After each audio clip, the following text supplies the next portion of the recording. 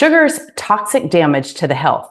Are you overweight? Has your doctor told you that your blood sugar is a little high? Do you crave sugar? Find it hard to pass when the donuts or the birthday cake show up? Crave anything with carbohydrates? Have you had a prediabetes diagnosis, high blood pressure, or a family history of heart disease? I'm going to be sharing some information with you today that I take largely from Dr. Mark Hyman's podcast, as well as this awesome book, his Blood Sugar Solution. Now, make sure you're subscribed to my channel and get my recipe guide at lowertoxiclife.com, where I'm going to share some of the great recipes that also come from his book, the Blood Sugar Solution Cookbook. All right, so what I'm going to do today is I'm going to give you 3 simple tips to begin to reduce your sugar intake. I always like to work on the 80-20 rule and take simple daily habit hacks that we can begin to shift so that we show up better and we improve our health. So sugar isn't good for us. Duh. And the way that we currently consume it, it's no mystery. A little here, a little there, and in its natural state, that's just fine.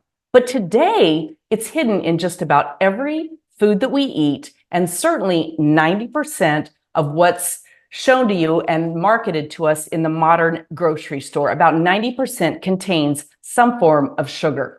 And I'll include some other videos in the notes below, as well as my sugar playlist on YouTube so that you can learn more. So let's just start with health and weight loss. Chronic stress lives with us these days. We all know it, right? Career, money, family issues, inflation, health, just to name a few things. And the more we think about these, the more it stimulates cortisol and the more inflammation and stress that's created in our body. And as I mentioned, inflammation, that stress causes the inflammation in our body. And this often will create a domino effect of these chronic diseases. Interestingly, if you Google it, and you can go to my citations.lowertoxiclife.com link, the #1 cause of doctor visits today is stress related. Whether it's feeling a heart issue or something going on, it's most often linked to stress. Now, inflammation is caused by many things, certainly stress, excess sugar, insulin in our bodies, and basically when our health starts going haywire, our body tries to fight things off through inflammation. And initially, that's a good thing, right? We don't really want to end a fever every time we have one because that's our body's natural defense system. But ultimately, overinflammation is the root cause of most all disease. So a very simple hack to start lowering your stress and lowering your inflammation and your poor health and weight loss is to reduce sugar. Again, duh, you likely already know this. But how do we begin to do that in a way that doesn't overwhelm us? So here's tip #1. That's to eat your best and most needed nutrients first. If you start your day with a quality breakfast of healthy fat, lean, healthy proteins, and fiber, you're going to start the day satiated and not so inclined to have those sugar highs and lows and those dips throughout the day that have us reaching oftentimes for more unhealthy food. So most healthy granola cereals that we see, bagels, toast, and those bakery pastry items are a sabotage to your health and certainly sabotage you at the start of your day. They set you up on an eating path for the rest of the day. So let's talk about what can happen in the body with just a 14-day sugar reduction. Now, I'm going to have more on this on an actual 14-day plan in another video. But some of the symptoms that you'll find relieved in your body just by reducing sugar and certainly taking a 14-day very focused approach to this: chronic stress, inflammation, acne, and skin disorders. When we feel fatigued and overtired, that brain fog that can settle in, joint pain, like stiff joints that we often feel, and then certainly that resistant weight gain that we often experience, right? That muffin top. These are actually the body's warning signs of worse things to come. So my question is, are you listening? Are you paying attention? And do you want to change this? Now, studies have shown that 14% of adults and 12% of kids fit the criteria of having a food addiction, and most often it's sugar. Now, currently, the average adult consumes 22 teaspoons daily of sugar. Can you imagine? 22 teaspoons daily of sugar. And it used to be 22 teaspoons per year. Now, here's the really sad fact.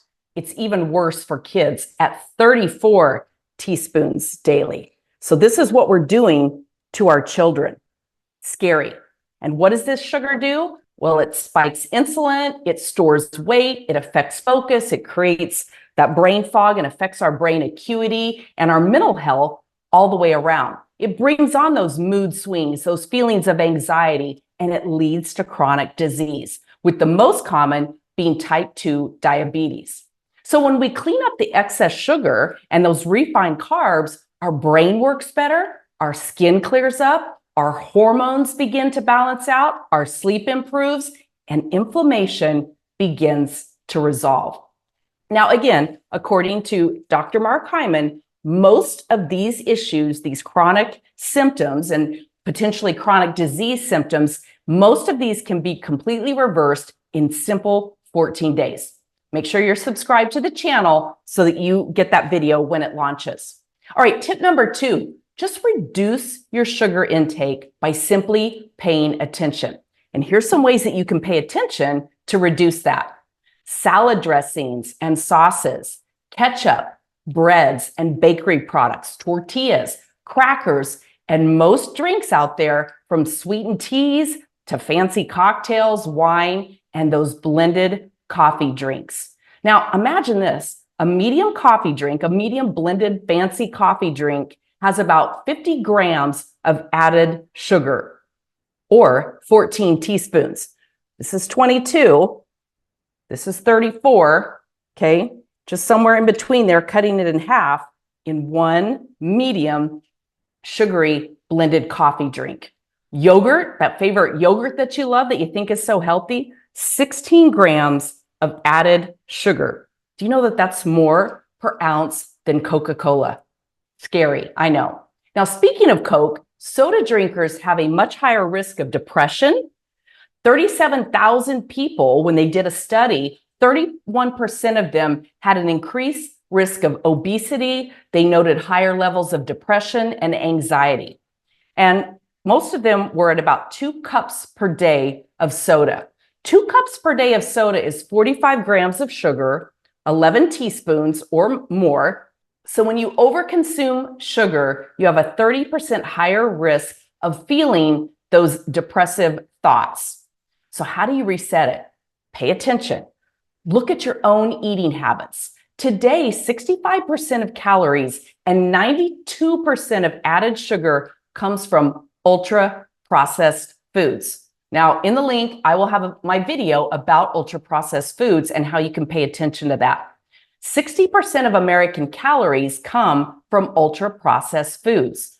So when you think about that, 60% of your daily calories are coming from those ultra-processed foods. 92% of your added sugar intake is coming from that. So imagine if you just paid attention and began to eliminate the bags and boxes and packaged foods and, all these different things. And you paid attention to shopping the perimeter, healthy fats, healthy lean meats and animal proteins and protein in general, high fiber foods, and low carbs.